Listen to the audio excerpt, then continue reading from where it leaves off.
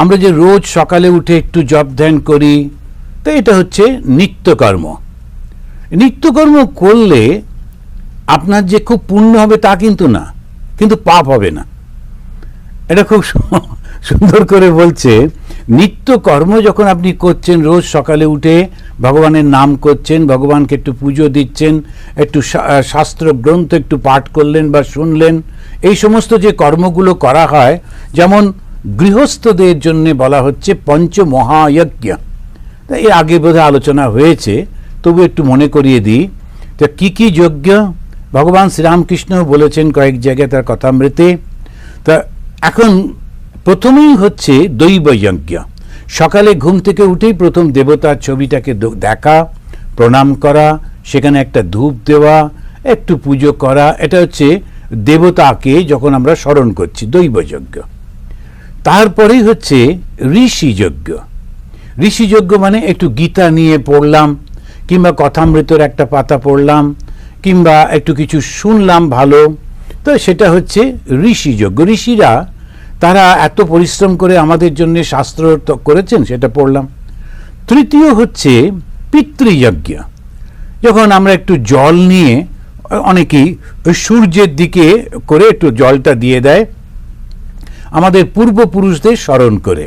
তা আমরা তো বেশি পুরুষ স্মরণ করতে পারি না, তো ওই যার যার মনে পড়ে, একটা ঠাকুর দাদা, তারপরে ঠাকুমা, এরকম এরকম তাদেরকে যারা চলে গেছেন, সেই পূর্বপুরুষদের কথা স্মরণ করে তোমরা ভালো থেকো, যেখানেই থাকো, আর আমাকে আশীর্বাদ করো।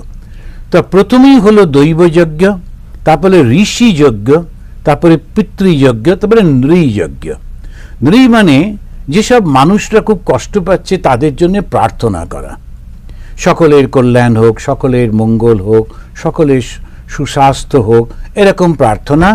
আর যদি সম্ভব হয়, যেমন আগেকার দিনে আমাদের মায়েরা করতেন, যে চালটা রান্নার জন্য নিয়ে যাওয়া হচ্ছে, যে তরকারিগুলো নিয়ে যাওয়া হচ্ছে, সেখান থেকে, স্টক থেকে না, যেটা আমি খাবো, ব্যবহার করব, তার থেকে এক মুঠো সরিয়ে রাখতে হতো, রেখে সেইটা জমিয়ে জমিয়ে জমিয়ে, সেটাতে যেটা জমে যেত সেইটা বছরে একবার ওই যখন যেখানে মন্দিরে দুর্গা পুজো হচ্ছে বা কালী পুজো হচ্ছে, ওখানে গিয়ে দিয়ে আসা হতো। আপনাদের মনে আছে শ্রী শ্রী মায়ের জীবনীতে আছে, মায়ের মা খুব কান্নাকাটি করছেন। কেন না, তিনি মা কালীর জন্যে যে চাল জমিয়ে রেখেছিলেন, সেইটা ওই যারা পুজো করবে ওরা বলছে নেবো না। এইসব গ্রামে থাকে তো উৎপেতে লোক, তো ওরা খুব অহংকার করে বলছে তোমার চাল নেবো না। তো উনি খুব কান্নাকাটি করছেন, আমি এখন কি করব, মা কালীর জন্য এই যে চালটা রেখেছি। তখন শ্রী শ্রী মা বললেন, তুমি এক কাজ করো, তুমি বরং জগদ্ধাত্রীকে এটা দিয়ে দাও। জগদ্ধাত্রী পুজো শুরু হলো মায়ের বাড়িতে, তো ওই চালটা দিয়ে। তো এরকম আমাদের সব রাখা থাকতো।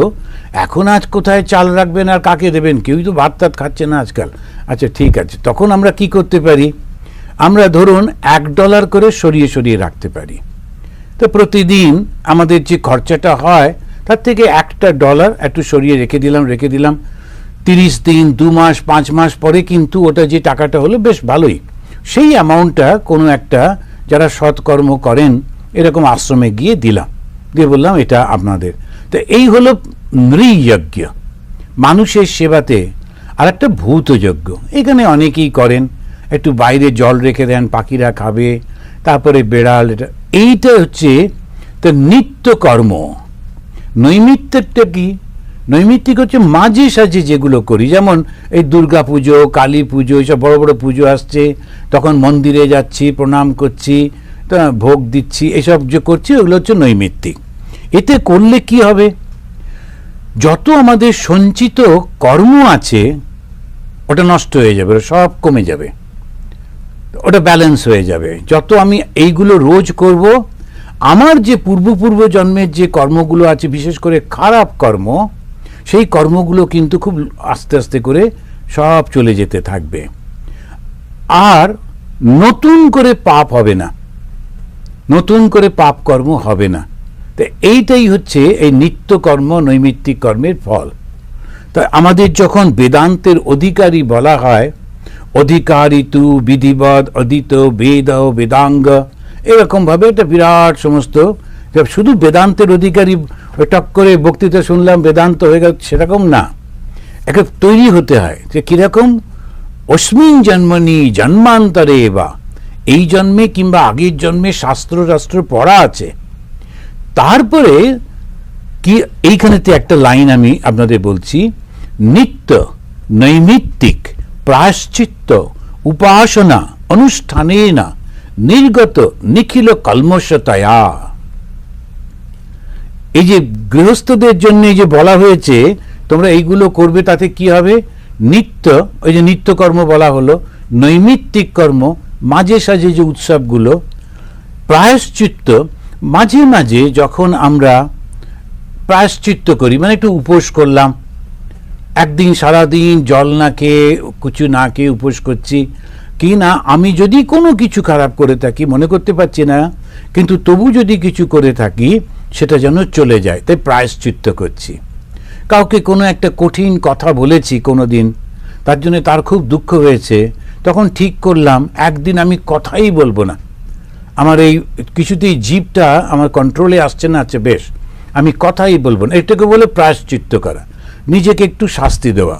এই খ্রিশ্চানরা ওরা অবশ্য নিজেদেরকে পিঠে দেখবেন ওই কাঁটা দিয়ে মারে, আবার সেই ট্র্যাডিশন একই দেশের, তো ওই রকমই মুসলিমদের মধ্যেও আছে, কাঁটা দিয়ে মারতে থাকে ইত্যাদি ইত্যাদি। তো আমাদের অতটা নেই, আমাদের হচ্ছে আমরা হয়তো একদিন জিহ্বাকে সংযত রাখলাম, কিংবা একদিন এরকম করলাম, এরকম। তো প্রায়শ্চিত্ত উপাসনা অনুষ্ঠানে না নির্গত নিখিল কলমশতয়া। কলমশ মানে হচ্ছে পাপ। তা পাপ কর্মটা কি?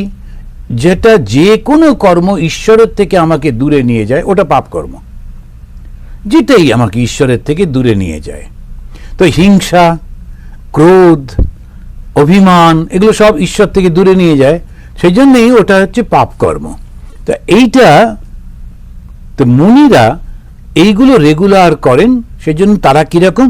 খুব শুদ্ধ, সৎকৃতম সুতম আসিনাম। এইবারে ওরা এই সুত ওকে পেয়ে তাকে ডেকে নিয়ে এসে ওকে বসালেন। তো আমাদের দেশে এটা কিন্তু খুবই সুন্দর, কখনোই জন্ম নিয়ে জাতিটাকে দেখা হতো না। আমাদের সব থেকে বেশি হাইয়েস্ট রেসপেক্ট হচ্ছে যে পড়াশুনো জানে, যার জ্ঞান আছে, যার বিবেক আছে, ওকে আমরা খুব ভালোবাসি, খুব সম্মান করি। সুতো মানে শূদ্র, তা হোক, ওর তো অনেক জ্ঞান। সুতরাং ঋষিরা তাকে ডেকে নিয়ে এসে বসাচ্ছে, বসিয়ে তার কাছ থেকে বলছে তুমি আমাদেরকে একটু ধর্মকথা বলো। তো ভেবে দেখুন, এই ছিল ভারতবর্ষ। কি এই সমস্তগুলো বলল যে শূদ্র হলে মন্দিরে ঢুকবে না, দূর করে দাও, তাকে মারো। মাঝখান থেকে কতগুলো উৎপেতে লোক কিচ্ছু জানে না, তারা এইগুলো সব নিজের মনে একটা করে দিচ্ছে। আর যেহেতু হাতে একটু পলিটিক্যাল পাওয়ার থাকায় সমাজের মধ্যে মনে হচ্ছে যেন ওটার সঙ্গে কোনো সম্পর্ক নেই। রামকৃষ্ণ মিশনে রামকৃষ্ণদেব ওই জন্যই ওটাকে প্রতিষ্ঠা করবার জন্য চেষ্টা করছেন, যে ঠিক ঠিক আমাদের হিন্দু ধর্মটা কি। উনি দক্ষিণেশ্বরের একটা ম্যাথরের বাড়িতে গিয়ে তার বাথরুমটা পরিষ্কার করে দিয়েছিলেন। শ্রেষ্ঠ ব্রাহ্মণ, কিন্তু ব্রাহ্মণত্বের কোনো গর্ব তিনি রাখতেন না। এইটা যে যারা শিক্ষিত, শ্রী শ্রী মা তার বাড়ির বাচ্চাদের বলছেন যে একজন নিচু জাতের কিন্তু ডাক্তার এসেছেন, মা বলছেন যাও ওকে গিয়ে প্রণাম করো, পা ছুঁয়ে প্রণাম করো। অন্য বউগুলোর সঙ্গে সঙ্গে ব্রাহ্মণের সব মহিলারা, তারা এসে মাকে কানে কানে বলছেন, মা তুমি জানো না ও তো অব্রাহ্মণ, আমাদের বাড়ির মেয়েরা ওর পা ছবে কি করে? মা বলছেন এত শিক্ষিত মানুষ, কত লোকের উপকার করে ওষুধ দিয়ে, ও যদি ব্রাহ্মণ না হয় তাহলে আর কে ব্রাহ্মণ? এই হচ্ছে ব্রাহ্মণত্ব। তা এই জিনিসগুলো যত আমরা বিশেষ করে বুঝতে পারবো, তত এই ধর্মটা ঠিক ঠিক ধরতে পারবো। এইখানেতে ওরা বলছেন সুখদেব তিনি জন্মসিদ্ধ যোগী। তো একটা প্রশ্ন আমরা গতবারে করে ছেড়ে দিছিলাম, আজকে তার উত্তরটা দেখব। সেই প্রশ্নটা তুলেছেন স্বামী গীতানন্দজি মহারাজ তার ভাগবত বইতে। বলছেন যে 18টা যে পুরাণ, সে 18টা পুরাণের মধ্যে 17টা পুরাণ ব্যাসদেব এই সুতোদের শিখিয়েছেন। শ্রুত মানে যাদের খুব বুদ্ধি, মনে রাখতে পারে, খুব ইন্টেলিজেন্ট আছে না। এই আমাদের একজন মাতাজি আছেন, একবার যদি কিছু শুনেছেন বাস আর বলবে না, সে এক মুশকিল। তো কোনো একটা কিছু বলে থাকলে খুব মনে রাখতে হবে কি বললাম ওর সামনে, কেননা 10 বছর পরে হলো না আপনি তো ওই দিন অমুক সময় এইটা বলেছিলেন, মহা উৎপাত। সেই জন্যে এরা হচ্ছে কিছুতেই ভোলে না, ভীষণ খুব ভালো বুদ্ধি। তো এই যে বুদ্ধি যাদের, তাদেরকে উনি শিখিয়েছিলেন 17টা। 18টা এই যে ভাগবত, সেটা কিন্তু ওনার নিজের ছেলেকে শেখালেন। কিন্তু ছেলের তো ওদিকে মনই নেই, ছেলে তো দেহ বোধই নেই, জন্ম থেকে শুদ্ধ সুখদেব। জন্মাবার পর যেই বড় হলো ও ঘর ছেড়ে চলে গেল, ওর পেছন পেছনে ছুটছেন যে ব্যাসদেব, ছেলেকে ডাকছেন, শুনতেও পাচ্ছে না, ও বিভোর হয়ে রয়েছে ব্রহ্ম জ্ঞানে। তখন ব্যাসদেব যখন ডাকছেন, শুনছেন যে চতুর্দিকে পাখিরা পর্যন্ত ডাকছে, গাছপালা যেন ডাকছে, কিন্তু ও সাড়া দিচ্ছে না। কিছুক্ষণ পর ব্যাসদেবের মনে হলো উনিও ব্রহ্মজ্ঞানী, কিন্তু তথাপি তার ছেলের তুলনায় না, ছেলে সেই 24 আওয়ার্স একেবারে ওরকম। তখন উনি বললেন যে না, এ আমি কাকে ডাকছি, কে পিতা কে পুত্র, এটা নয়। তখন উনি চলে এলেন। ওই সুখদেব জঙ্গলের মধ্যে চলে গেল, একটা গুহার মধ্যে থাকতো, সদা সর্বদা তপস্যা করত, ফলমূল খেত। তো সুখদেব একটু বড় হয়েছেন, 18-20 বছর বয়স। এইদিকে এই ভাগবত রচনা করেছেন কেন না, সেই সময় এগুলো আমাদের আরেকটু যদি ওরা ভালো করে লিখে দিতেন, তাহলে আমাদের সমাজের চিত্রগুলো পরপর বুঝতে পারতাম। এখন হলো কি, আগে ধর্ম বলতেই ছিল ব্রহ্মজ্ঞান, কেন ঋষিরা করত। তা এক ধরনের লোক কমপ্লিটলি ডেডিকেটেড ছিল, তারা শুধু ওই ধর্মটা নিয়ে থাকতো। সেইটা তারা রাজাদেরকে কন্ট্রোল করত, রাজাদেরকে বলতো তোমরা কখনো এরম করবে না, ওরম করবে না, মানুষের কষ্ট হয় এরম কাজ করবে না। রাজারা সেটা শুনে শুনে চলতো, সাধারণ লোক নিজের মতো থাকতো, ওদের মোটামুটিভাবে ধর্মটা ঠিকই ছিল। তা সত্য যুগে, ত্রেতা যুগে চলে গেল, এবারে দ্বাপর যুগ শেষ হয়ে যাচ্ছে। কৃষ্ণ ছিলেন, কৃষ্ণের ভয়ে তবু অনেক লোক তারা ধর্মটা সব মানত। কিন্তু কৃষ্ণ যখন চলে যাচ্ছেন, তখন ঋষিরা নিজেদেরকে খুবই অসহায় বোধ করছে। প্রোটেকশন দেবে কে? এই যে আমরা এখানে বসে আছি, যদি চারপাশে গুন্ডারা আসে, আমরা কি ধ্যান করতে পারবো না, বই পড়তে পারবো না, কি করতে পারবো? সুতরাং যখনই সমাজটা টালমাটাল হয়ে যায়, তখনই কিন্তু এইটা ভেঙে পড়ে। তাহলে সাধারণ মানুষের জন্য কি হবে? নতুন আর একটা পদ্ধতি বার করছেন। সেটা কি? আগে ছিল নির্গুণ নিরাকার ব্রহ্মের উপাসনা, আর এখন থেকে এই ব্যাসদেব শুরু করছেন সগুণ ব্রহ্মের উপাসনা। তা আগে নির্গুণ ব্রহ্মটা শুধুমাত্র ওই বেদান্তবাদী ওরাই করতে পারত, তারা ওই রকম ভাবে থাকতে পারত, ওদের ঠিকই ছিল। সগুণে কি হবে? সগুণ করতে গেলে আমাদের সাধারণ মানুষের কাছে সগুণটাই ভালো। একটা দেবতা রয়েছেন, তাকে পুজো করছি, তারপর তাকে নিয়ে চিন্তা করছি, গান করছি, খাবার রান্না করে তাকে দিচ্ছি, এটা তার মধ্যে দিয়ে ধর্মটাকে, মরালিটিটাকে রাখা। এইটা শুরু করছেন ব্যাসদেব ওই সেই সময়। এই ভাবটা তার মধ্যে তখন রয়েছে। আমরা যে কথাগুলো আলোচনা করছি, এটা হচ্ছে যখন আমাদের মহাভারতের যুগ, তখন মহাভারতের যুগের শেষের দিকে আমরা দেখছি যারা খুব ভালো পড়াশুনো জানতেন, শাস্ত্র অধ্যয়ন করেছেন, তাদেরকে কিন্তু নিচু জাতি হলেও সম্মান দেওয়া হচ্ছে, নারী হলেও সম্মান দেওয়া হচ্ছে। তো ওরকম কিছু ছিল না। এবারেতে সাধারণ মানুষের ধর্মের জন্য তুমি নিজেকে রক্ষা করো, তোমার মন যেন দেহতে চলে না যায়, পশু না হয়ে যাও, সেই জন্য একটা নতুন ধর্ম। কিন্তু নতুন ধর্ম বললেই তো হবে না, মানবে কে? আর মানা কঠিন। এত দিন ধরে ঋষিরা মুনিরা তারা শুধু অহম ব্রহ্মাস্মি তত্ত্বমসি, এটা তো শুনেছেন, এটাই সাধনা করেন, আমি দেহ নই মন নেই, এসব করছেন। এখন হঠাৎ করে যদি গৃহস্থকে ওই কথা বলা হয় তো খুব গোলমাল হয়ে যায়।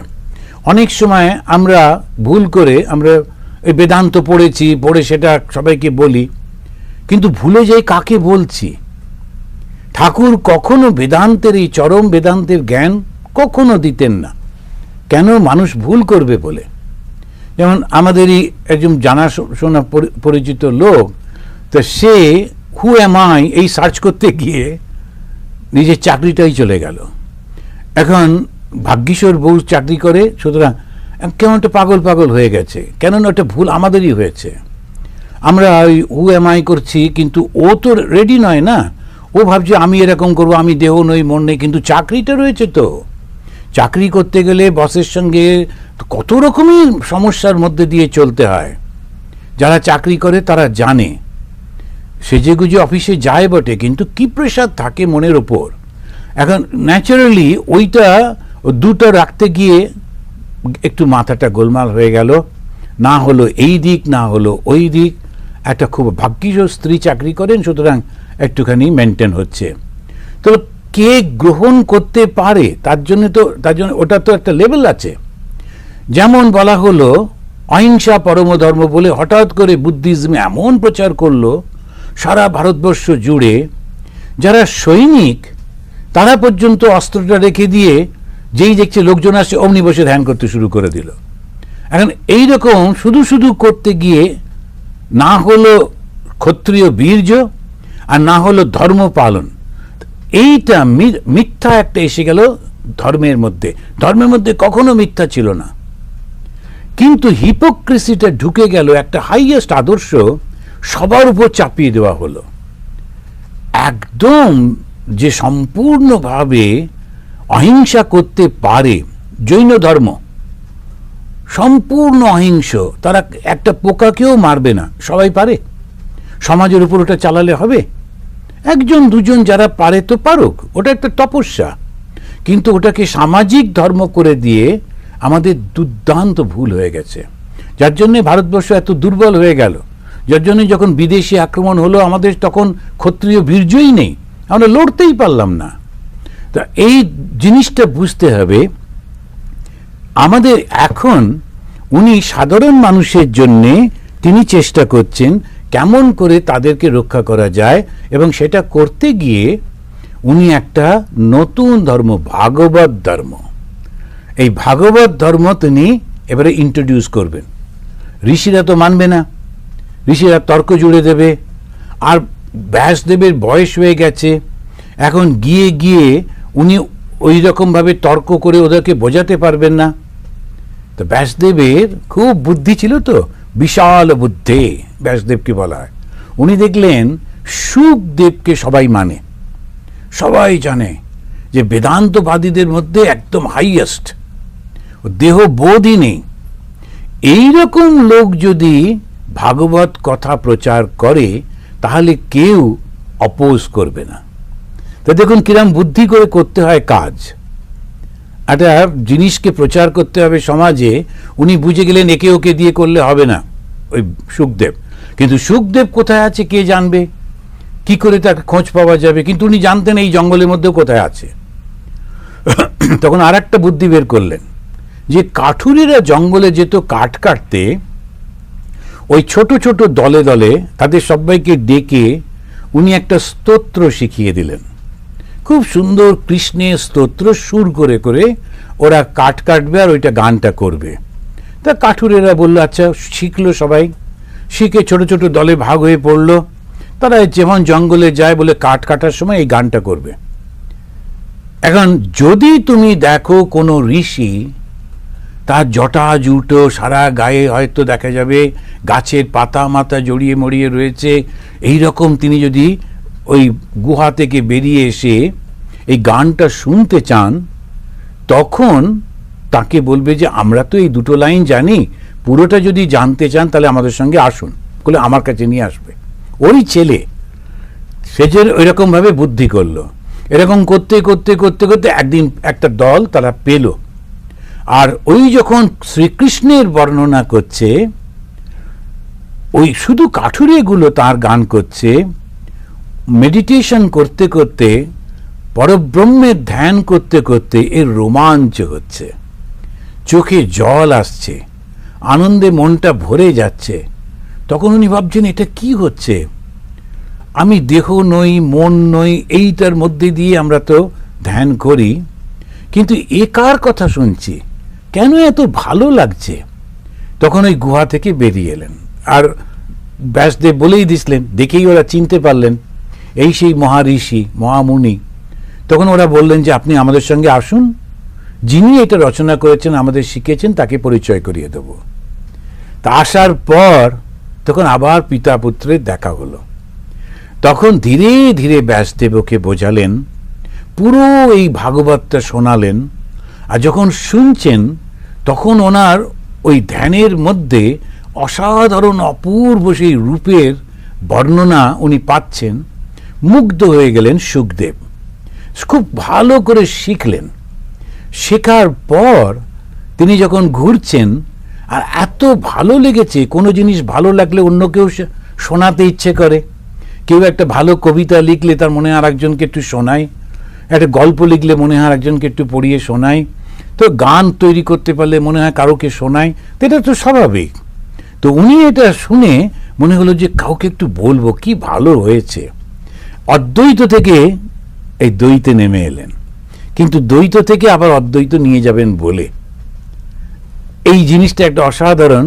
এই চক্রটা হলো নির্গুণ নিরাকার পরম ব্রহ্ম, সেখান থেকে নেমে এসে সগুণ সাকার সেই ব্রহ্ম তাকেই সেবা করছেন, চিন্তা করছেন, আবার তার মধ্যে দিয়ে নির্গুণ নিরাকারে চলে যাচ্ছেন। এবারে তিনি শুনলেন এই ঘটনাটা যে অর্জুনের নাতি তাকে সাপে কাটবে বলে সেই রাজা পরীক্ষিত তিনি নদীর ধারেতে বসে আছেন।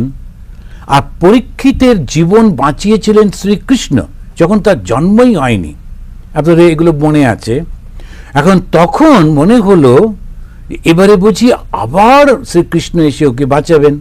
তো শ্রীকৃষ্ণের দর্শন, কিন্তু শ্রীকৃষ্ণ তখন শরীর ত্যাগ করেছেন, তাহলে কি তিনি আবার প্রকট হবেন, আবার আসবেন? বহু ঋষি মুনি তারা ওইখানে গিয়ে অপেক্ষা করছেন। ও ওখানে অপেক্ষা করছে 7 দিন পরে মারা যাবে, এরা সব ঘিরে ওখানে বসে আছে। মারা যাবার দুঃখটাই নেই, দারুণ আলোচনা চলছে, গান চলছে, স্তোত্র পাঠ হচ্ছে, ধ্যান ধারণা হচ্ছে, যেন মনে হচ্ছে একটা যজ্ঞ হচ্ছে। সবার ধারণা নিশ্চয়ই কৃষ্ণ আসবেন, কিন্তু কৃষ্ণ স্বয়ং তো এলেন না। এই ব্যাসদেবের পুত্র সুখদেবকে পাঠিয়ে দিলেন। সুখদেবের মনে হলো আমি ওখানে যাই, অত লোক একসঙ্গে রয়েছে, আমি ওদের কাছে গিয়ে বরং একটু এই গানটা করি, কৃষ্ণের কথা শোনাই। কৃষ্ণ এলেন, কিন্তু বাংময়ী রূপে। তা সেই জন্য ভাগবত কিরকম না, ভাষা দিয়ে ভগবানের মূর্তি। তো ভগবানের সেই মূর্তিটা ভাষা দিয়ে তৈরি হয়েছে, শব্দ দিয়ে তৈরি হয়েছে। তা তিনি এসে তখন সবাই, যখন সুখদেব এসছেন মানে বিশাল ব্যাপার, এত বড় জ্ঞানী, সবাই ওকে নিয়ে বসালেন। তখন ওই পরীক্ষিত, রাজা পরীক্ষিত ওকে প্রশ্ন করলেন, বললেন আমাকে কি তার কথা বলতে পারেন যাকে আমি জন্মের আগে দেখেছিলাম, মায়ের শরীরের মধ্যে যখন ছিলাম তখন আমি দেখেছিলাম, সেই রূপটা আমি ভুলতে পারছি না, তাকে কি? তখন এই শব্দের মধ্যে দিয়ে কৃষ্ণের রূপ বর্ণনা করছেন।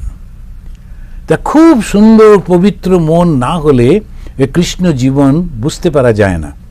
তা স্বামীজি বলছেন ওই তখন ওর মধ্যে ঋষি মহারিষি সব বসে রয়েছেন, তাদের মধ্যেই সুত সেও গিয়ে বসেছিল, তাকে কেউ উঠে যেতে বলেনি।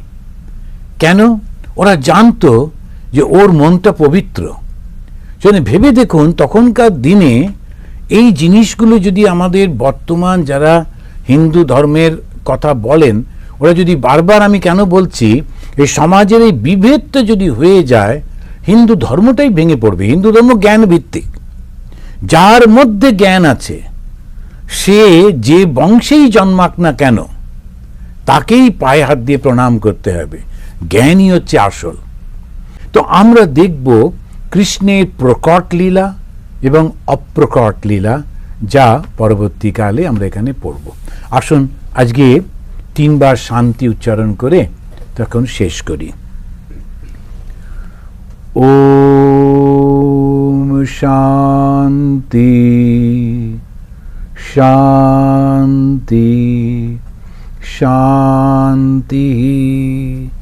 হরি ওম তৎসৎ।